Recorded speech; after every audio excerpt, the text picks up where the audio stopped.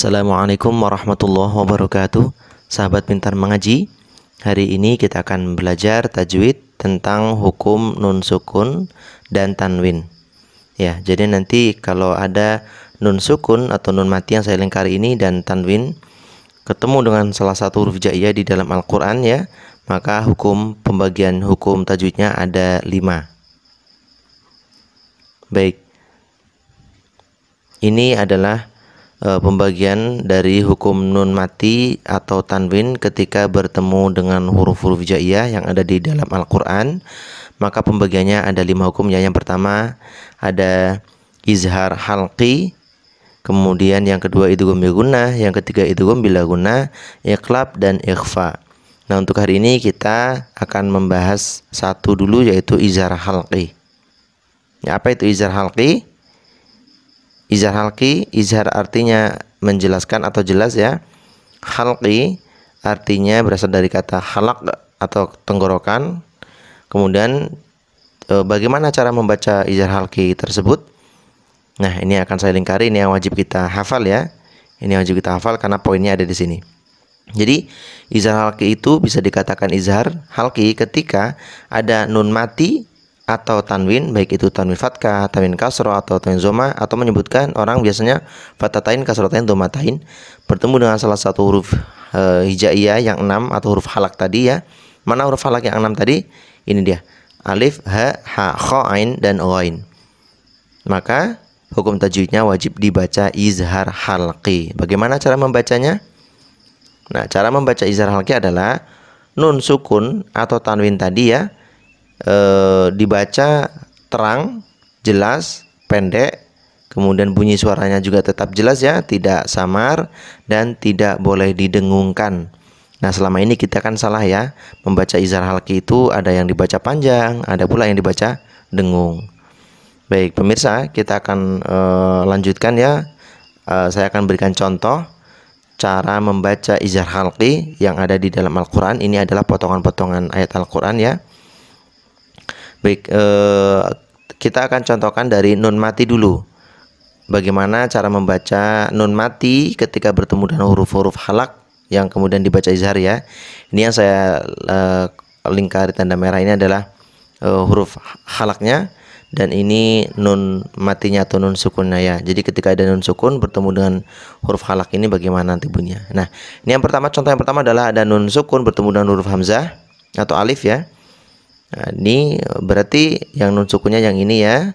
Kemudian alif atau hamzahnya adalah huruf yang ada di depannya ya, sesudah nun sukun tadi. Maka cara membacanya adalah waman ahsana. Waman man harus jelas, mannya tidak boleh. Waman tidak boleh. Ya, harus jelas, pendek dan tegas. Kemudian contoh yang kedua, ada nun sukun bertemu dengan huruf H. Di sini nun sukunnya ini, kemudian huruf H-nya ada di depannya. Baik, cara membacanya minhum, harus jelas. Minhum, tidak boleh minhum, tidak boleh, harus pendek dan jelas. Contoh yang ketiga, ada nun mati bertemu dengan huruf halak yang ketiga ya, huruf H. Ini di contoh watun hituna, kita lingkari huruf nun sukunnya, kemudian huruf H ada di depannya. Ini berarti ini bacaan izhar halqi, ada nun sukun bertemu dengan huruf H. Bagaimana cara membacanya? Harus tegas. Watun hituna, tunhi, watun hituna. Jadi tidak boleh panjang. Tunhi tidak boleh. Watunhi. Baik, contoh yang keempat, ada nun sukun bertemu dengan huruf halak kha. Ya, di sini contohnya wa min khalfihim. Kita lingkari huruf nun sukunnya terlebih dahulu, kemudian huruf berikutnya adalah huruf kha. Baik, membacanya harus jelas. Wa min kha gitu ya. Min khalfihim, tidak boleh min kha, tidak boleh. Contoh yang kelima, ada huruf nun mati bertemu dengan huruf ain. Ada nun sukun ya, ini kita lingkari, huruf ainnya ada di depannya. Baik, ini adalah izhar halqi ya, nun sukun bertemu dengan huruf ain, membacanya juga harus jelas. An'amta, tidak boleh an'am. Nah, ini kita sering salah membaca nih ya, ini ada di surat Al-Fatihah nih. An'amta, bukan an'am, tidak boleh. harus pendek. An'amta. Contoh berikutnya, huruf nun sukun bertemu dengan huruf ghain. Baik, dalam contoh fasayun ghiduna. Ya, ini ada nun sukun kita lingkari, kemudian depannya huruf ghainnya kita lingkari dulu ya, supaya kita paham di mana letak izhar halqinya. Nah, ini dia. Maka membacanya adalah fasayun ghiduna. Tidak boleh fasayun ghi. Ya, jangan lama-lama di situ. Baik. Pemirsa, ini tadi nun sukun ya, kita contohkan berikutnya adalah tanwinnya. Ini tadi nun sukun, sekarang kita akan contohkan tanwin ketika bertemu dengan huruf izhar halqi. Nah, ini dia. Kita dimulai dari huruf fatatain dulu ya. Fatatain bertemu dengan huruf halaq. Ini yang saya lingkari adalah huruf-huruf fatatainnya. Kemudian huruf halaqnya ada di sebelah kanan ya. Baik. Ini dia. Oke, izhar halqinya ada huruf halaq yang 6. Kita contohkan satu-satu. Jadi pertama ketika ada fatatain bertemu dengan huruf hamzah, ya ini di dalam Al-Qur'an dicontohkan, kita penggal ayatnya. Ini ada fatatainnya yang ini ya, fatatain, kemudian huruf alifnya yang mana atau hamzahnya yang mana, yang di depannya. Nah, ini huruf alif atau hamzahnya. Maka ini bacaan izhar halqi. Bagaimana cara membacanya? Adzaban aliman. Adzaban aliman. Ban a. Maaf. Jadi tidak boleh lama-lama. Tidak boleh adzaban a, tidak boleh. Contoh berikutnya, fatatain bertemu dengan huruf hamzah, huruf ha. Ini fatatainnya kita lingkari, berikutnya huruf ha-nya kita lingkari. Baik, inilah izhar halqi. Kemudian membacanya adalah wa kullan ha. Wa kullan ha, lan ha. Ya, lan ha, tidak boleh lan ha. Wa kullan hadaina. Berikutnya huruf fatatain bertemu dengan huruf ha. Ya, dalam contoh aliman hakima. Kita lingkari, kita kasih tanda fatatain bertemu dengan huruf ha. Ya, membacanya adalah aliman ha. Aliman hakima. Tidak boleh aliman ha, tidak boleh. Berikutnya ada fatatain bertemu dengan huruf kha. Qiradatan khasiina. Ini contohnya ya, kita lingkari fatatainnya, kemudian huruf kha-nya ada di depannya. Ya, karena fatatain bertemu dengan huruf kha. Baik, inilah izhar halqinya. Membacanya adalah qiradatan kha. Qiradatan kha. Tan kha, tidak boleh tan kha, jangan lama-lama. Ya. Contoh berikutnya fatatain bertemu dengan huruf ain. Ya, ini fatatain bertemu dengan huruf ain. Di contoh syuhadatan indahu, kita lingkari fatatainnya, kemudian huruf ain berikutnya ada di depan. Baik, maka membacanya adalah syuhadatan indahu. Ya, tidak boleh tanai, tidak boleh lama-lama tannya. Contoh terakhir yang untuk fatatain dan huruf ghain adalah di contoh qaulan ghairal ladzi. Kita lingkari fatatain, kemudian itu fatatainnya ya, kemudian ghainnya mana? Ini ada di depan gha. Jadi membacanya adalah qaulan ghairal ladzi. Lan ghairal ladzi. Tidak boleh qaulan ghai, tidak boleh lama-lama. Tidak boleh dengung di situ ya. Baik pemirsa, ini adalah contoh yang fatatainnya. Tadi yang sukunya sudah selesai, ini fatatain sudah selesai. Kita akan lanjut ke contoh yang kasrotain ya.